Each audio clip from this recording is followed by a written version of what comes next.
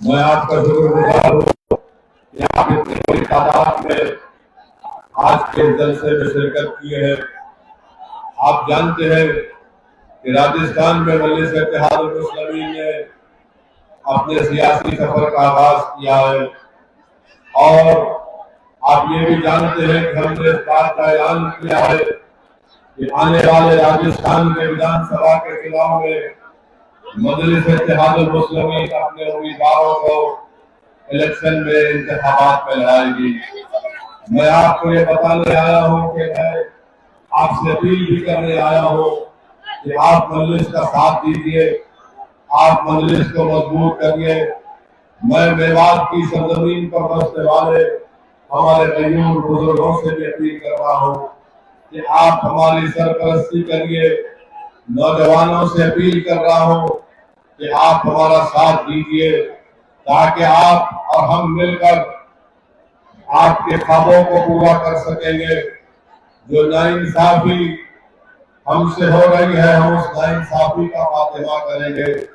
میں آپ کو بتانے آیا ہوں میرے عزیز دوستوں اور بزرگوں، بھارت کی راجنیتی کی حقیقت یہ ہے کہ جس سماج کے پاس اس کا نیتا ہوگا اسی کی آواز کو سنا جائے گا۔ جس سماج کے پاس اس کا نیتا ہوگا اس سے انصاف کیا جائے گا۔ جس سماج کے پاس سیاسی طاقت ہوگی اسی کی ناانصافی اور تکالیف کو دور کیا جائے گا۔ جس سماج کے پاس نہ اس کا نیتا ہوگا نہ اس کی سیاسی طاقت ہوگی تو نہ اس کے آنسوؤں کی کوئی قدر، نہ اس کے لاشوں کی کوئی نظر سے دیکھے گا۔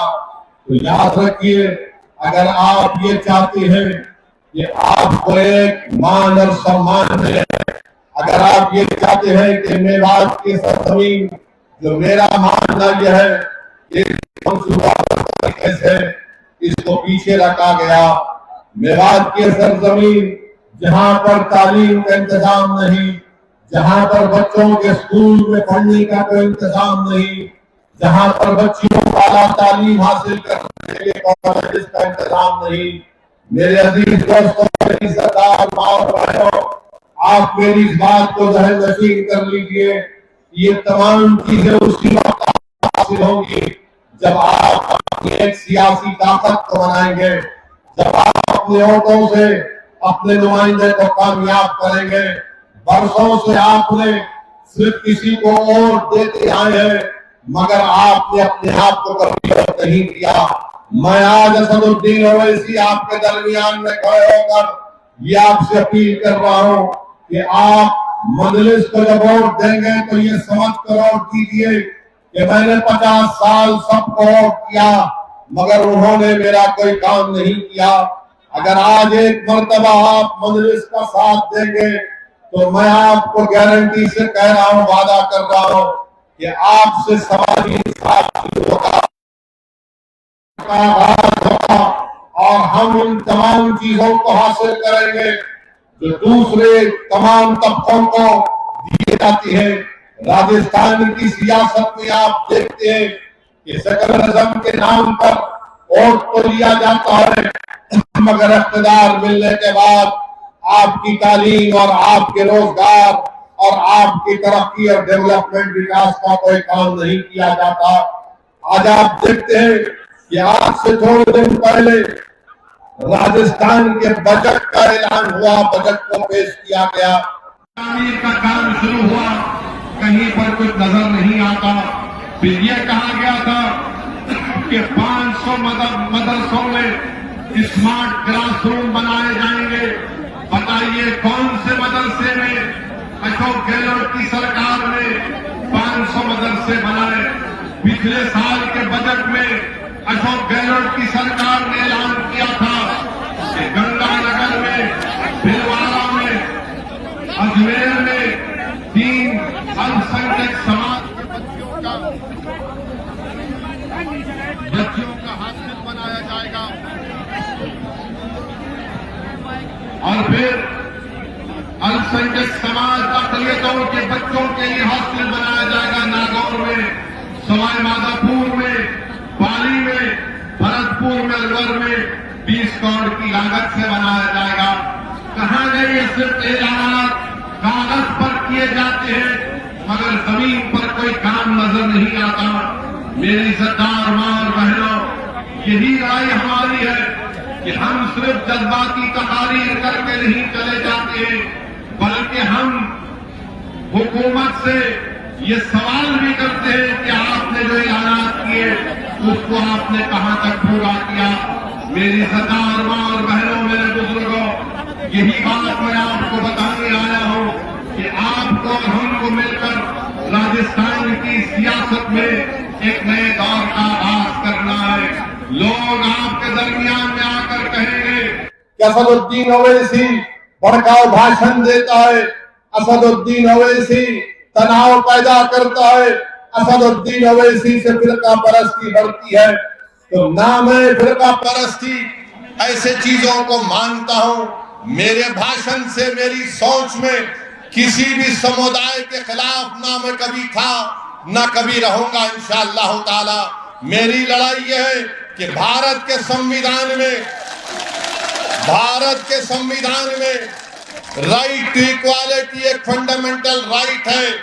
اگر سب کو وہ حقوق مل سکتے ہیں تو پھر راجستھان کے مسلمانوں کو، راجستھان کے دلتوں کو اور راجستھان کے آدیواسیوں کو کیوں نہیں دیا جاتا؟ یہی ہماری لڑائی ہے۔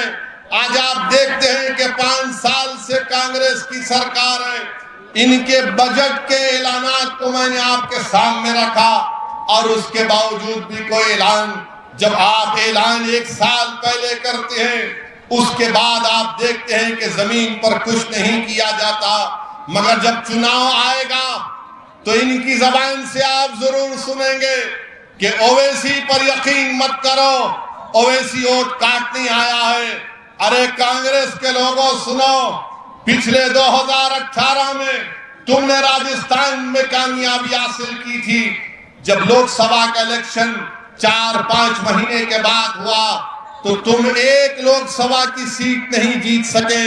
جب کیا اویسی آیا تھا یا اویسی کا جن آیا تھا یا کون آیا تھا بتاؤ اس وقت؟ اور خود مکھیہ منتری کے بیٹے چناؤ ہار گئے۔ مگر آپ دیکھیں گے کہ آج کے ہمارے اس تقریر کے بعد کل سے کانگریس کے چوہے اپنے بلوں سے نکلیں گے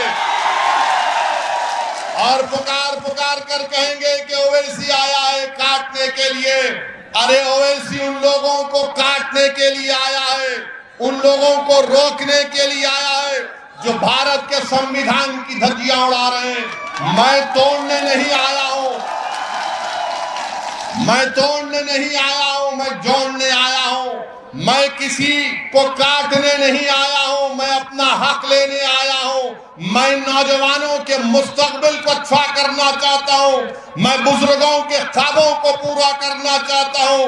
ہماری ماں اور بہنوں کی آنکھ میں جو آنسو ہیں، میں ان آنکھ میں آنسوؤں کو پوچھنا چاہتا ہوں۔ اور یہ اسی وقت ہوگا جب آپ ہمارا ساتھ دیں گے۔ صرف تھالیاں مار کے نعرے لگانے سے کامیابی نہیں ملے گی۔ آپ کو ان تھالیوں کو، ان نعروں کو، ان جذبات کو، اور جو ہزاروں کی تعداد میں آج آپ یہاں پر جمع ہوئے، آپ کو اس کو ووٹ میں تبدیل کرنا پڑے گا۔ کیا آپ ووٹ میں تبدیل کریں گے اس کو؟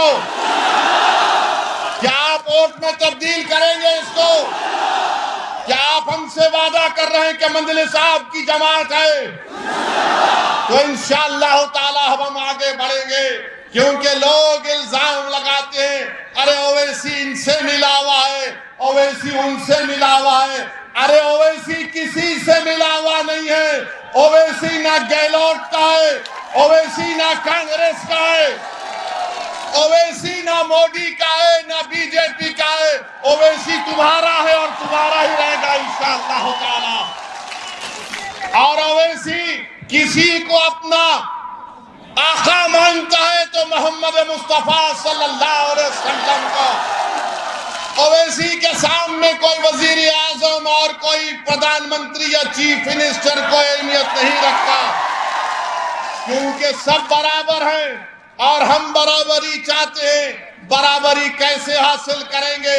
غلامی کرنے سے برابری نہیں ملتی، کھڑے ہو کر اپنے حق کے لیے لڑنے سے برابری ملتی ہے۔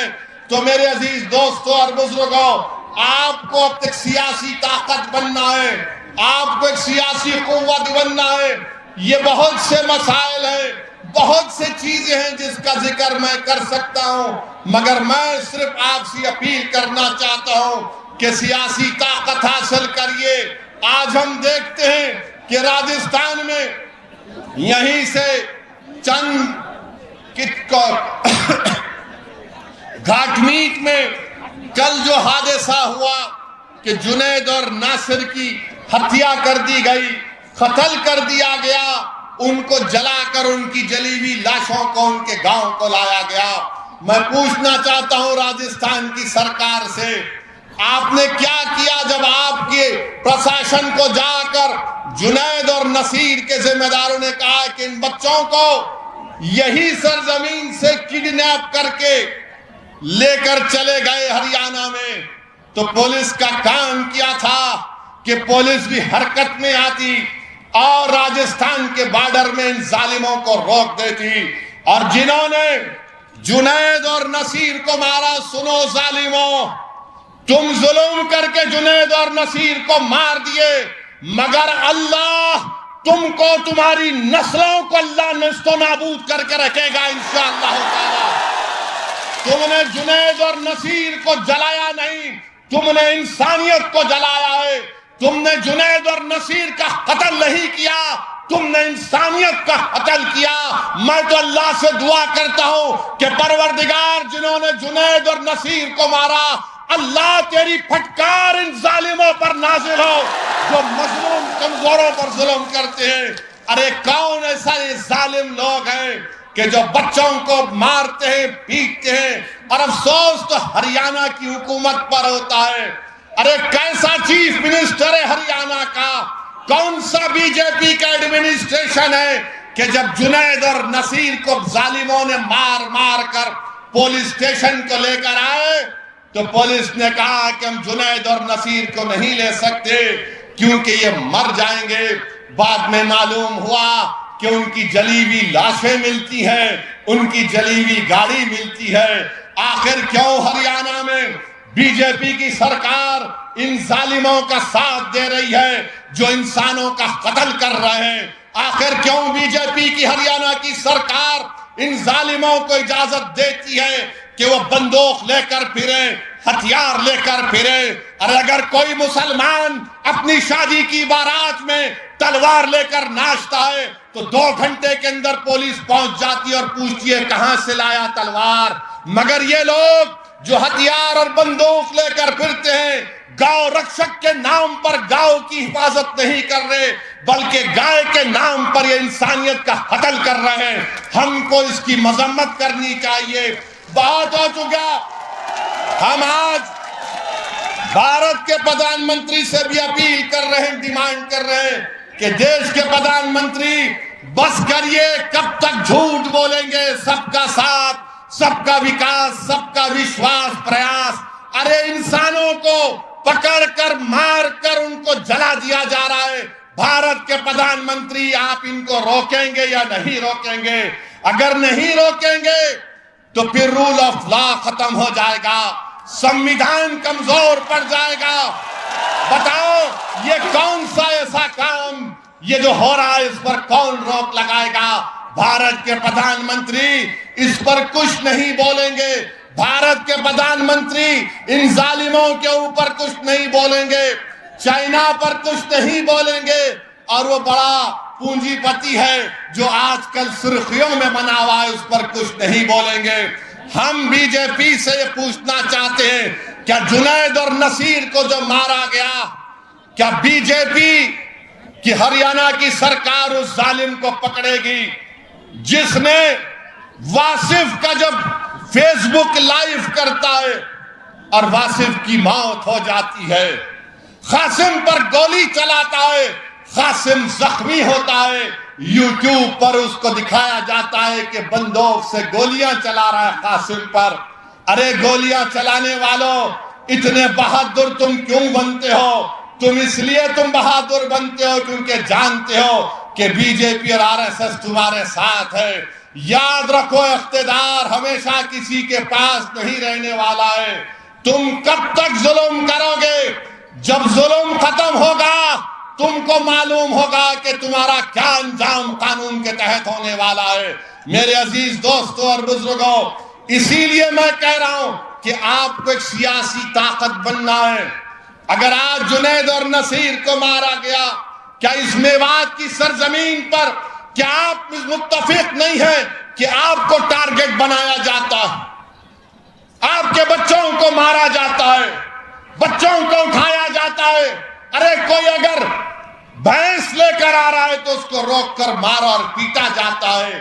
آج دیش میں بی جے پی کی سرکار ہے، راجستھان میں گہلوٹ کی سرکار ہے. ہم ان سے اس بات کا ڈیمانڈ اور مطالبہ کرتے ہیں کہ ایسے طاقتوں پر کنٹرول لگایا جائے. قانون کو استعمال کریے. ان تمام لوگوں کو جو غریبوں پر، مظلوموں پر ظلم کر رہے ہیں، پکڑیے. ان کی جگہ جیل میں ہے، جیل میں ڈال کر رکھیے ان ظالموں کو.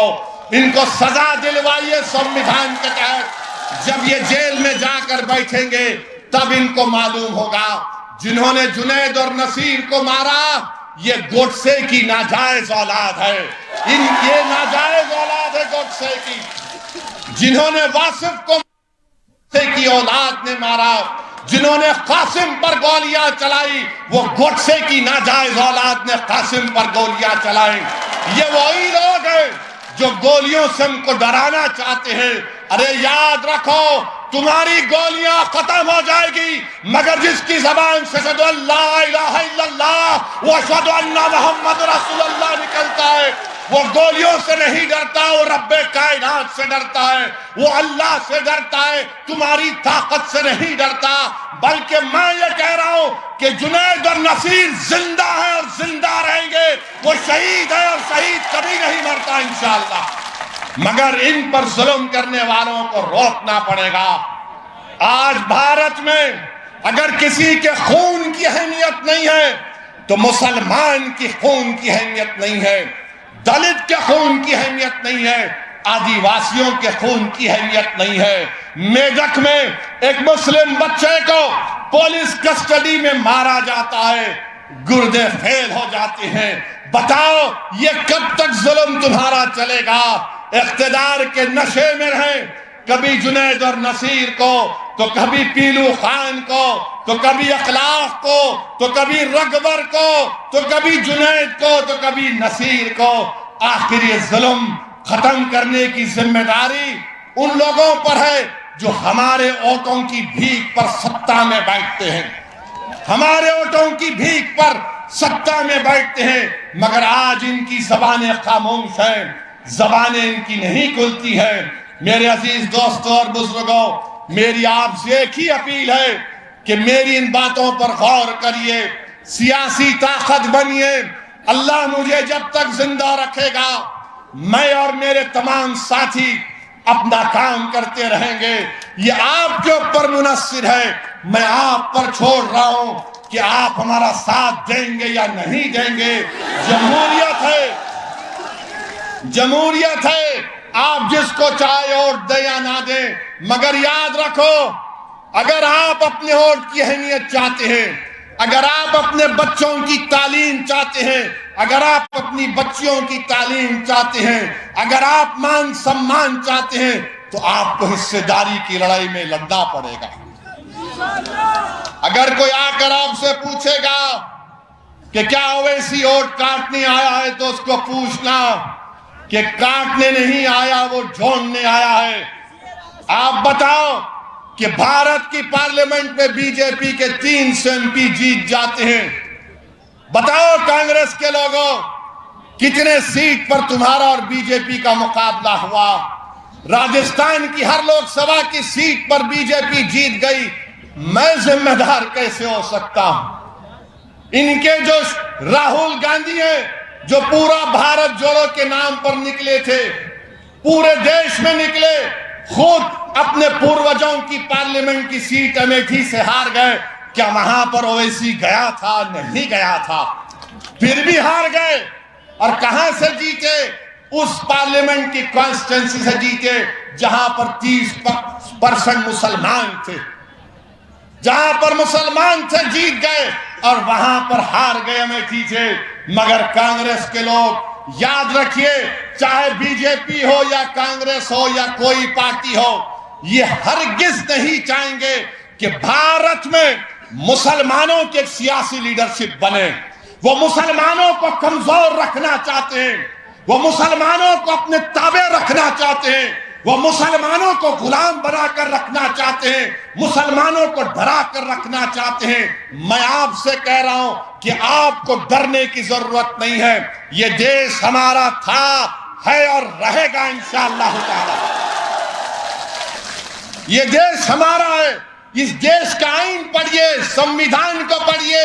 ارے جب سب کو حق مل سکتا ہے، عزت مل سکتی ہے، تو بھارت کا مسلمان کیوں پیچھے ہو جاتا؟ میں آج تک یہ چیلنج کر رہا ہوں، بتاؤ بھارت کے مسلمان میں، راجستھان کے مسلمانوں میں کتنے پڑھے لکھے لوگ ہیں؟ کتنے اسکول کے باہر سب سے زیادہ دلتوں کے بعد اگر کوئی ہے تو مسلمان ہے؟ اس کا ذمہ دار کون ہے؟ بے روزگاری ہمارے بچوں کا مقدر بنتا جا رہا ہے۔ میرے عزیز دوستوں، نوجوانوں، بزرگوں، آپ سے اپیل کر رہے ہیں کہ آپ متحد ہو جائیے، مجلس کا ساتھ دیجئے۔ اگر آپ ساتھ دیں گے تو ہم ایک نیا ماحول پیدا کر سکیں گے۔ کانگریس میں تو ماشاءاللہ بہت لڑائی چل رہی ہے، کانگریس میں بہت لڑائی چل رہی ہے۔ کوئی کسی کو جادوگر بولتا، کوئی کسی کو موقع پرست بولتا ہے، کوئی کسی کو جادوگر بولتا تو پلٹا کر کوئی کہتا ہے کہ نہیں نہیں تو غدار ہے۔ اب آپ کو فیصلہ کرنا ہے۔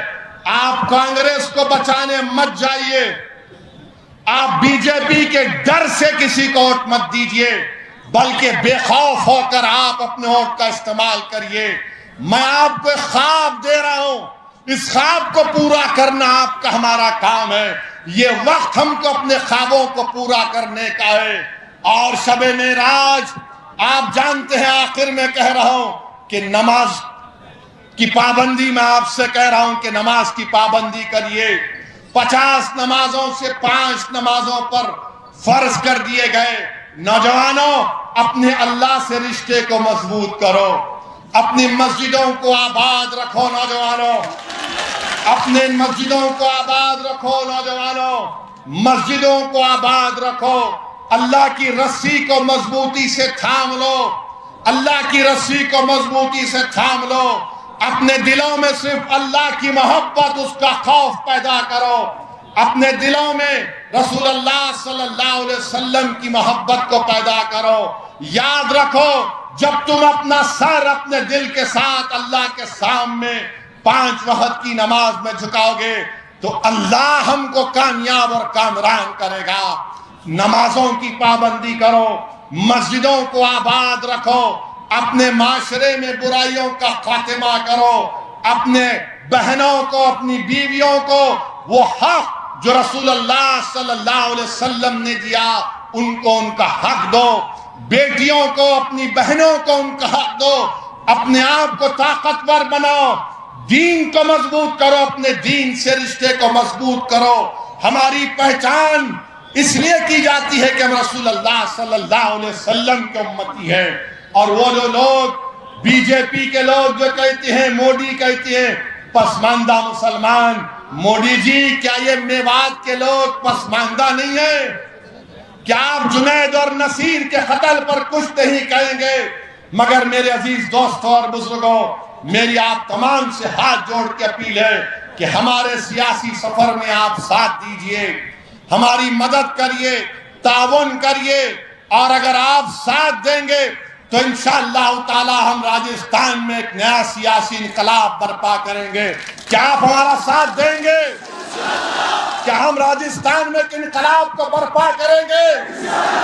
کیا آپ ہمارا ساتھ دیں گے؟ ہاتھ اٹھا کر بولیے تو لگائیے میرے ساتھ نعرہ، نعرہ تکبیر، نعرہ تکبیر، نعرہ تکبیر، نعرہ لگائیے میرے ساتھ کہ جنید اور نصیر شہید ہیں۔